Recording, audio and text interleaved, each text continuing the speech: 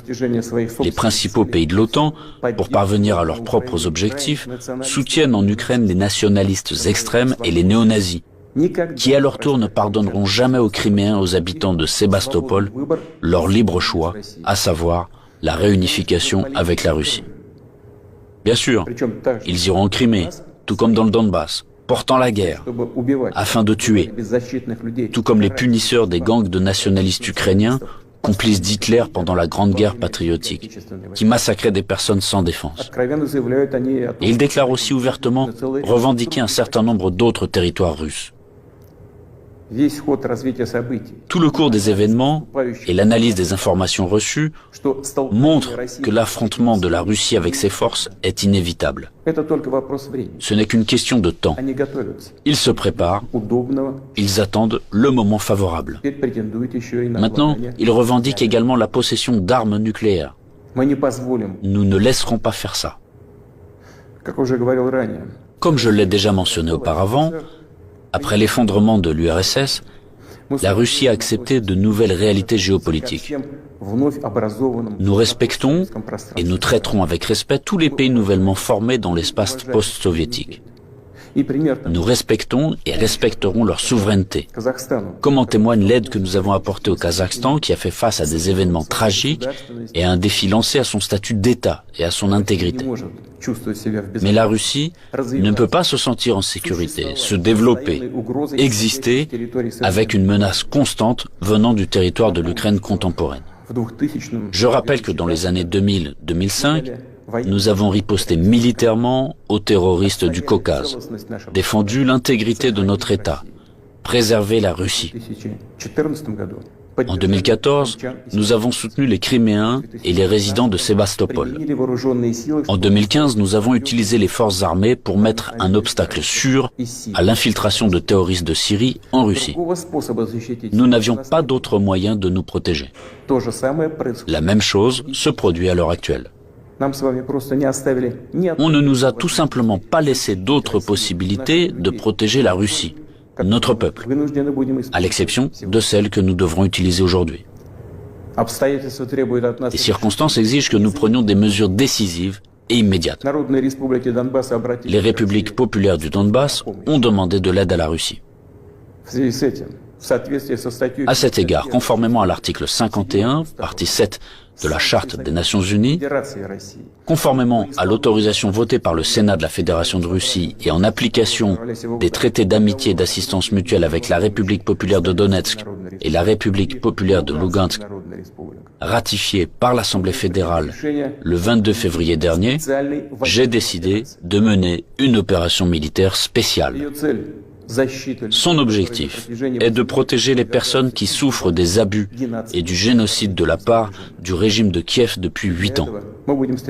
À cette fin, nous nous efforcerons de démilitariser et de dénazifier l'Ukraine et de poursuivre en justice ceux qui ont commis des crimes nombreux et sanglants contre des civils, y compris des citoyens de la Fédération de Russie.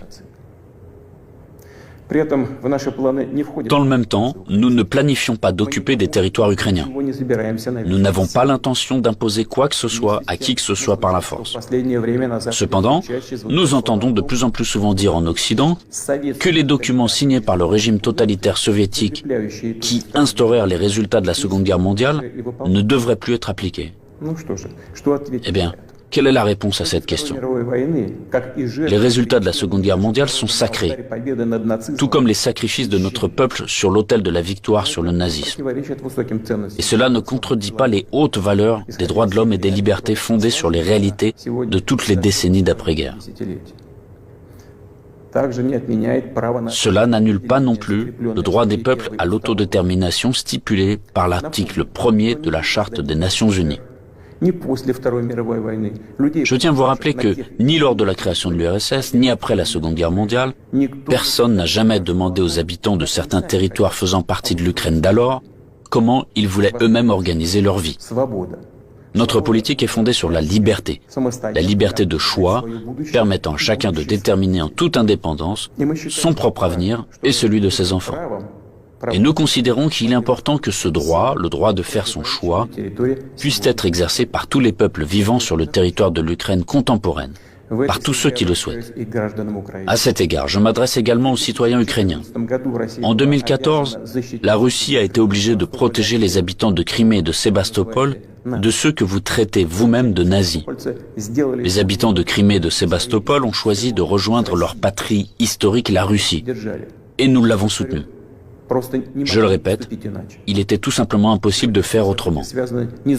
Les événements d'aujourd'hui ne sont pas liés à la volonté de porter atteinte aux intérêts de l'Ukraine et du peuple ukrainien. Ils sont liés à la nécessité de protéger la Russie elle-même contre ceux qui ont pris l'Ukraine en otage et tentent de l'utiliser contre notre pays et son peuple. Je le répète, nos actions relèvent de l'autodéfense, contre les menaces qui pèsent sur nous et contre un désastre encore plus grave que celui d'aujourd'hui. Aussi difficile que cela puisse être, je vous demande de le comprendre et je vous appelle à la coopération pour tourner au plus vite cette page tragique et avancer ensemble, pour ne permettre à personne de s'immiscer dans nos affaires, dans nos relations, mais les développer de manière indépendante, afin que cela réunisse les conditions nécessaires à la résolution de tous les problèmes et, malgré l'existence de frontières entre les États, nous renforcerait de l'intérieur comme si nous ne formions qu'un. Je crois en cela. Je crois que tel est notre avenir. Je dois également m'adresser aux militaires des forces armées ukrainiennes. Chers camarades, ce n'est pas pour que les néo-nazis d'aujourd'hui prennent le pouvoir en Ukraine que vos pères, vos grands-pères, vos arrière-grands-pères se sont battus contre les nazis en défendant notre patrie commune. Vous avez prêté serment d'allégeance au peuple ukrainien et non à la junte hostile au peuple qui pille l'Ukraine et persécute ce même peuple. Ne suivez pas ces ordres criminels. Je vous exhorte à déposer les armes immédiatement et à rentrer chez vous. Je tiens à le préciser, tous les militaires de l'armée ukrainienne qui obéissent à cette exigence pourront librement quitter la zone des hostilités et retourner auprès de leur famille. Une fois de plus, j'insiste fortement, toute responsabilité pour une éventuelle effusion de sang reposera entièrement sur la conscience du régime au pouvoir sur le territoire de l'Ukraine. Maintenant, quelques mots importants, très importants, pour ceux qui seraient tentés de s'ingérer dans les événements en cours.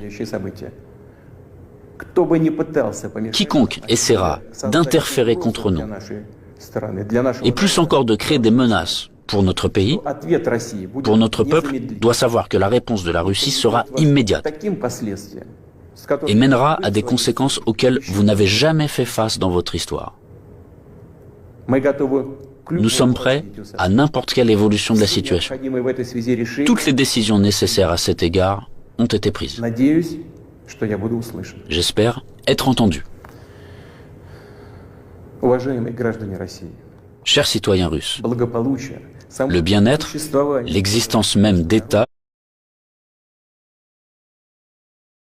et de peuples entiers, leur succès, leur viabilité, trouvent toujours leur origine dans le puissant système des racines englobant leur culture et leurs valeurs. L'expérience et les traditions de leurs ancêtres, et bien sûr, dépendent directement de la capacité à s'adapter rapidement à une vie en constante évolution, de la cohésion de la société, de sa volonté de se consolider, de rassembler toutes les forces pour aller de l'avant. Les forces sont toujours nécessaires, toujours. Mais la force peut être de qualités diverses. La politique de l'empire du mensonge que j'ai évoquée au début de mon intervention repose avant tout sur la force brutale et directe. Dans de telles situations, nous disons, quand il y a de la force, pas besoin d'avoir quelque chose dans la tête. Or, nous savons que la vraie force réside dans la justice et la vérité, qui sont de notre côté. Et s'il en est ainsi, alors il est difficile de ne pas être d'accord avec le fait que c'est la force et la volonté de se battre qui sont les fondements de l'indépendance et de la souveraineté. Les fondations nécessaires et uniquement sur lesquelles on peut construire son avenir de manière fiable, construire sa maison, fonder sa famille, sa patrie. Chers compatriotes, je suis convaincu que les soldats et les officiers des forces armées russes fidèles à leur pays accompliront leur devoir avec professionnalisme et courage. Je ne doute pas que tous les niveaux du pouvoir et les spécialistes responsables de la stabilité de notre économie, du système financier et du domaine social, ainsi que les dirigeants de nos entreprises et tous les milieux d'affaires russes travailleront d'une manière harmonieuse et efficace. Je compte sur une position consolidée patriotique de tous les partis représentés au Parlement et des forces publiques. Après tout, comme cela a toujours été dans l'histoire, le destin de la Russie se trouve entre les mains fiables de notre peuple multinational. Cela signifie que les décisions adoptées seront exécutées, que nos objectifs seront atteints et que la sécurité de notre patrie sera garantie d'une manière sûre. Je crois en votre soutien et en la force invincible que nous donne l'amour de la patrie. Chers citoyens russes, chers amis, aujourd'hui, il me semble nécessaire de revenir sur les événements tragiques qui se déroulent dans le Donbass et sur les questions clés liées à la sécurité de la Russie. Je vais commencer par ce que j'ai dit dans mon discours du 21 février de cette année.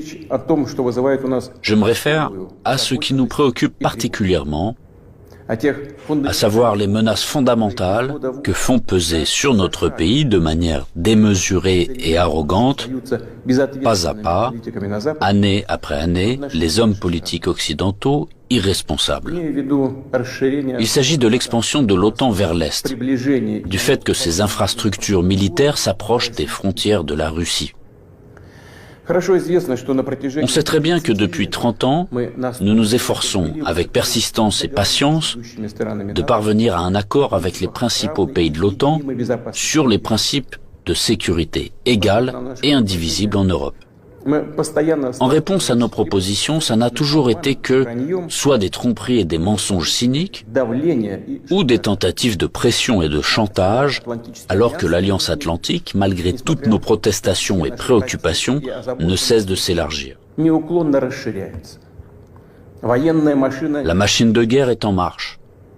Et, je le répète, elle s'approche très près de nos frontières. Pourquoi tout cela arrive-t-il? Pourquoi cette attitude arrogante consistant à parler dans l'optique de sa propre exclusivité, infaillibilité et permissivité? D'où vient cette attitude indifférente et dédaigneuse à l'égard de nos intérêts et de nos demandes absolument légitimes? La réponse est claire. Tout est clair et évident. L'Union soviétique s'est affaiblie à la fin des années 80, puis elle s'est effondrée. Tout ce qui s'est passé à l'époque est une bonne leçon pour nous aujourd'hui. Cela a mis en exergue que la paralysie du pouvoir et de la volonté est le premier pas vers la dégradation complète et l'oubli. Dès que nous avons perdu notre confiance en nous-mêmes, un certain temps, l'équilibre des pouvoirs dans le monde a été rompu. Cela a conduit à une situation où les traités et accords existants ne sont plus réellement en vigueur. La persuasion et les demandes n'ont aucun effet.